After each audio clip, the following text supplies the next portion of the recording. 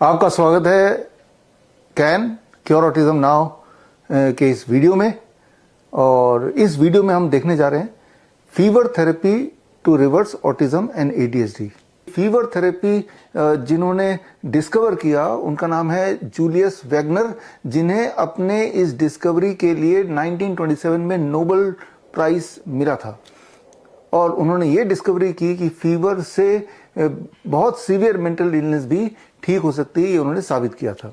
तो जो मैं बता रहा हूं, जैसे मैंने पहले भी जो कैन प्रोटोकॉल के माध्यम से आपको बताया, जो हमारे कैन प्रोटोकॉल ग्रुप से जुड़े हैं, वो सारा साइंस बेस्ड है। और ठीक उसी तरह से अभी जो बताने जा रहा हूं ये भी साइंस बेस्ड है।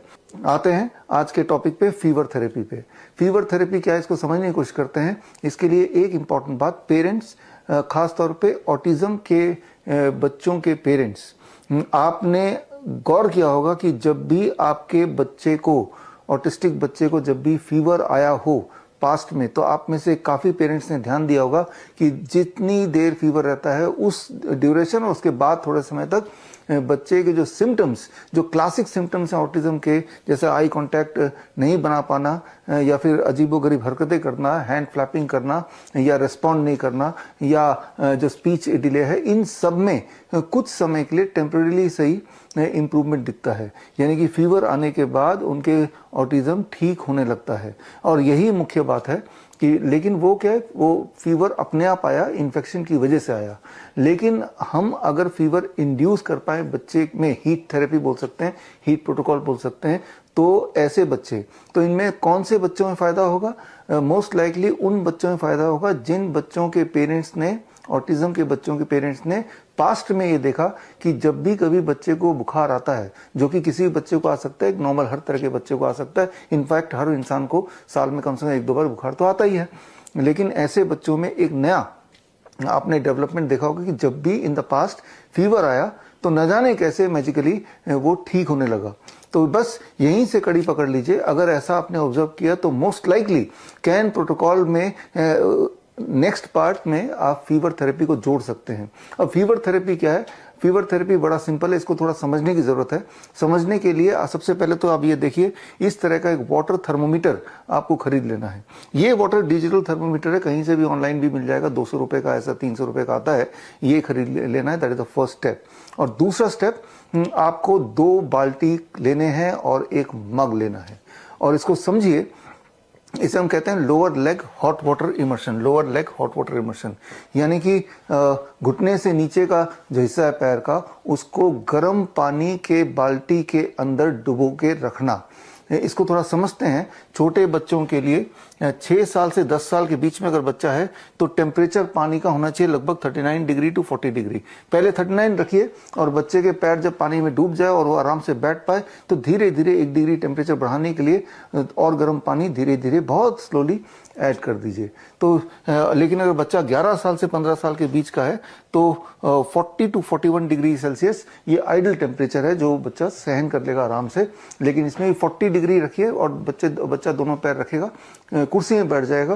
मैं आपको करके दिखाता हूं। मान लो ये कुर्सी है और बच्चे को आपको बिठाना है, और बिठाने के बाद यहाँ पे 2 बाल्टी हैं और 1 बाल्टी में टेम्परेचर ऑलरेडी लगभग 40 डिग्री टेम्परेचर है बच्चे की उम्र के हिसाब से, और दोनों पैर बच्चे के बाल्टी के अंदर जैसे आप मुझे देख रहे हैं, राइट। और पानी जहां तक भी बाल्टी में आ सकता है। तो ये है। और उसके बाद 1 डिग्री टेम्परेचर और बढ़ा सकते हैं क्योंकि इतने में तो वो कंफर्टेबल है। फिर एक और बाल्टी में और गर्म पानी में भी 45 डिग्री, 48 डिग्री, 50 डिग्री, और यहाँ से एक मग पानी लेके इसमें थोड़ा थोड़ा ऐड करना और टेम्परेचर भी देखना है, और जितना बच्चा सह भी पाए ये भी देखना है।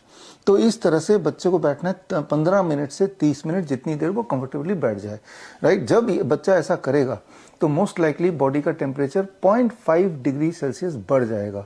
0.5 डिग्री सेल्सियस बढ़ेगा, राइट। सो खैर आप जो ये मेरा सेटअप देख रहे हैं ये तो ऑटोमेटिक सेटअप है, मतलब इसमें पानी हम डालते हैं और पानी अपने आप ही जो भी यहाँ डिजिटली हम सेट करते हैं टेम्परेचर, उतने टेम्परेचर में सेट हो जाता है और फिर उतना ही टेम्परेचर रहता है।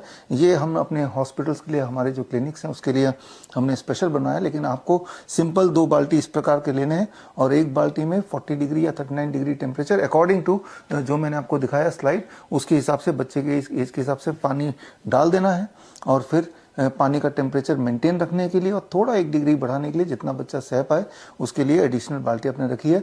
15 से 30 मिनट ये करना है और 15 से 30 मिनट करने के बाद बच्चा अपना दोनों पैर हटाएंगे और वापस नॉर्मल में आ गए। तो अब जब ऐसा करेंगे तो एज ए पेरेंट, खास तौर पे ये ऑटिज्म के बच्चों के लिए है, ADHD में ये शायद ना काम करे ऑटिज्म के बच्चे, और खासतौर पे ऐसे बच्चे जिनको भविष्य में पास्ट में देखा गया कि फीवर में उनके सिम्टम्स इंप्रूव होने लगे, ठीक होने लगे, तो ऐसे बच्चों पे ये ज़रूर काम करेगा। तो जब आप ये करेंगे, करने के थोड़ी देर के अंदर, आधे घंटे के अंदर दोबारा जो आधा डिग्री टेम्परेचर बढ़ गया था वो नॉर्मलाइज हो जाएगा। एंड आपको ये ऑब्जर्व करना है उस पूरे दिन, क्या बच्चे का बिहेवियर इम्प्रूव हो रहा है, जो जो उसके क्लासिक सिम्टम्स हैं जो सबसे ज़्यादा आपको खटकते हैं, क्या उनमें इम्प्रूवमेंट है, वो ऑब्जर्वेंट रहना है।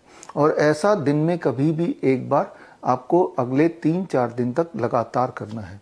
और 3-4 दिन करने के बाद अगर सिग्निफिकेंटली क्लियर कट आपको इम्प्रूवमेंट दिखता है बच्चे के बिहेवियर में, बच्चे के अलग अलग जो क्लासिक सिम्टम्स में, सिम्टम्स ऑफ ऑटिज्म, इसका मतलब ये फीवर थेरेपी बच्चे पे काम कर रहा है। फिर लगातार आपको 1 महीने करना है। तो ये है फीवर थेरेपी।